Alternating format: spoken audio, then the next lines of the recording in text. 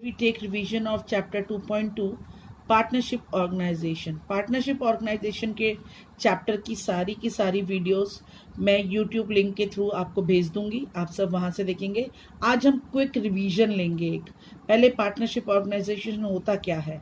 Partnership is a form of business which involve sharing of the right to own, manage and control business among two or more persons। Partnership firm एक ऐसी firm होती है जहां पर दो या दो से अधिक लोग मिलकर पूरे बिजनेस को कंट्रोल करते हैं, मैनेज करते हैं और बिजनेस को चलाते हैं। This relationship is established through a contract among the partners. ये रिलेशनशिप जो है एक कॉन्ट्रैक्ट के जरिए, जो कि पार्टनरशिप फर्म में से पार्टनरशिप डीड कहते हैं, उसके जरिए स्थापित होती है। As per the partnership act the member of person is restricted to minimum 2 and maximum 50। Partnership act 1932 के अंडर इसमें रिस्ट्रिक्शंस है मेंबर्स की, कम से कम 2 होते हैं, ज़्यादा से ज़्यादा 50 पर्सन होते हैं। Now features of partnership. Now features means विशेषताएं क्या हैं। Formation is govern by the Indian partnership act 1932। Indian partnership act 1932 में जितने भी रूल रेगुलेशन के अकॉर्डिंग बहुत ईजी रूल रेगुलेशंस हैं, इस कंपनी का फॉर्मेशन किया जाता है, मतलब कि स्टार्ट की जाती है। Limited liabilities of the partner. सब पार्टनर्स की लाइबिलिटीज जो हैं वो बट जाती हैं आपस में, इसलिए सबके पास लिमिटेड लाइबिलिटीज होती हैं।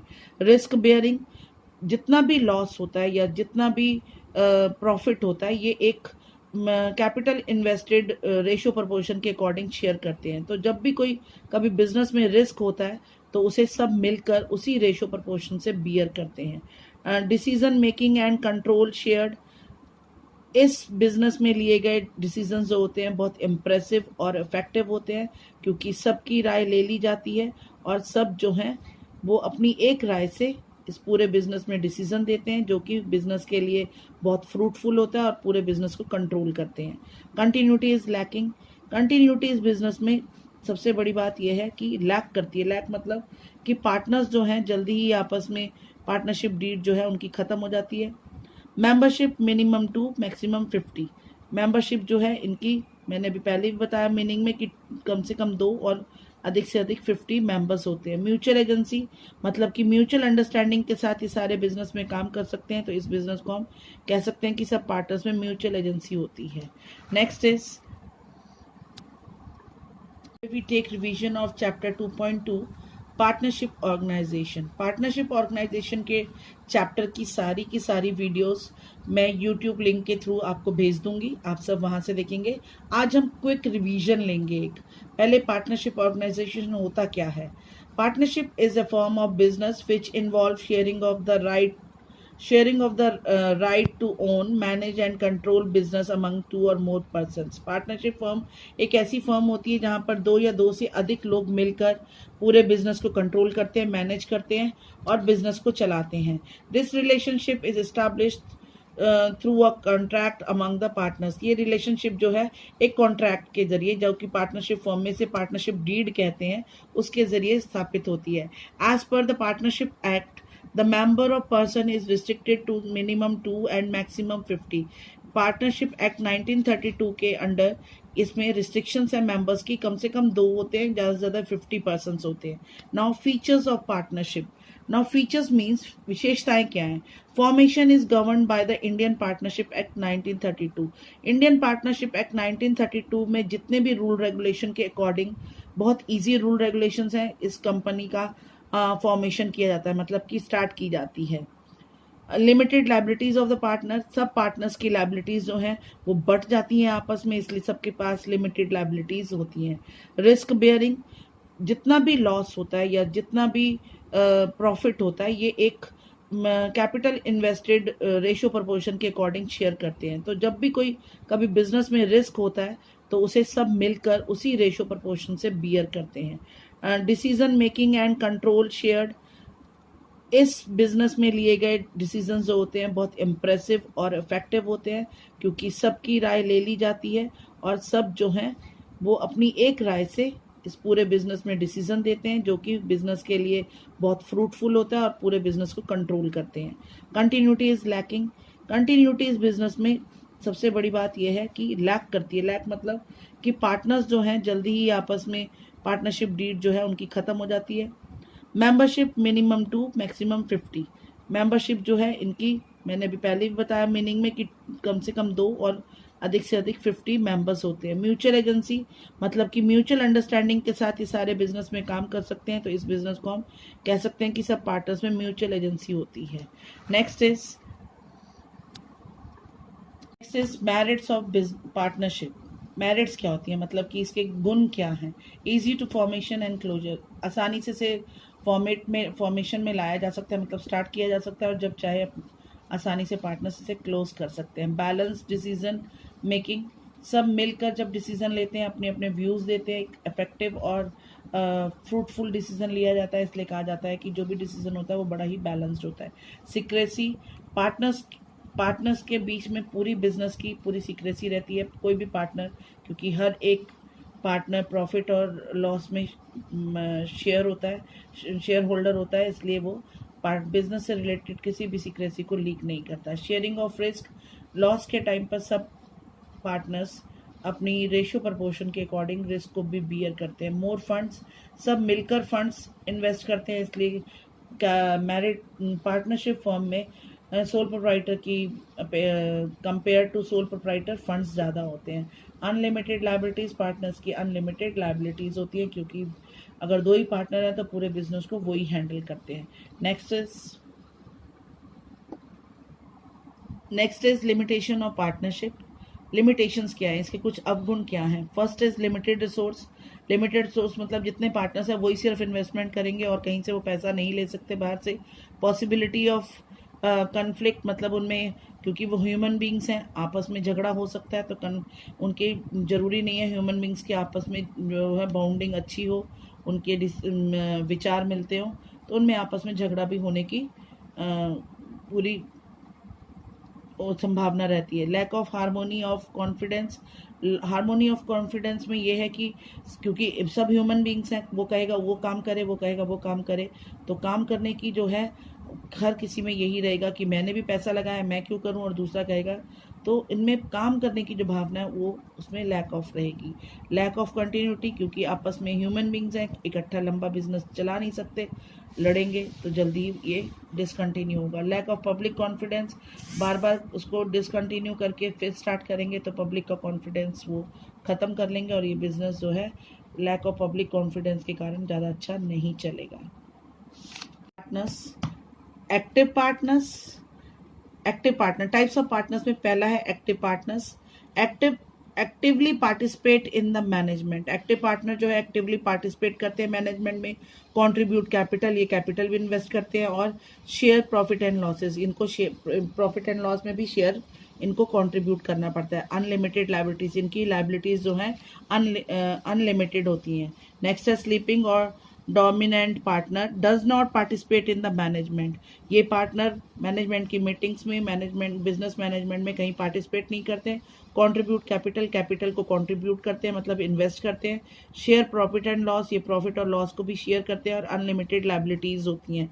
नेक्स्ट है सीक्रेट पार्टनर्स, ये भी participates in management but secretly, participate तो करते हैं लेकिन सीक्रेटली इनका कहीं भी नाम नहीं आता। डज नॉट कंट्रीब्यूट कैपिटल, ये कैपिटल इन्वेस्ट नहीं करते हैं। शेयर प्रॉफिट एंड लॉस, ये प्रॉफिट एंड लॉस को शेयर करते हैं।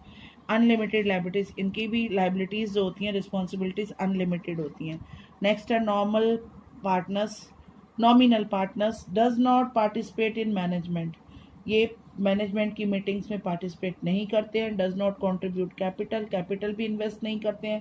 Generally does not share profit and loss, अक्सर ये प्रॉफिट एंड लॉस में शेयर भी नहीं लेते हैं। इन पर इनकी लाइबिलिटीज जो होती हैं वो अनलिमिटेड होती हैं।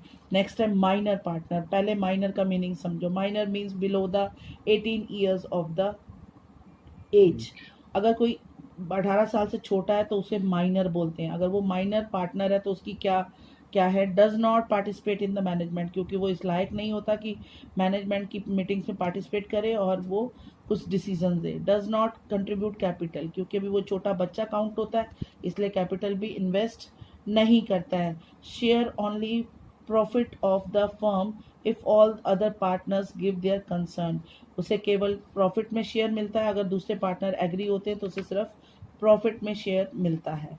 लिमिटेड लाइबिलिटीज़, क्योंकि वो किसी प्रकार का मैनेज नहीं करता, उसकी लाइबिलिटीज़ लिमिटेड होती हैं। ये था टाइप्स ऑफ पार्टनर।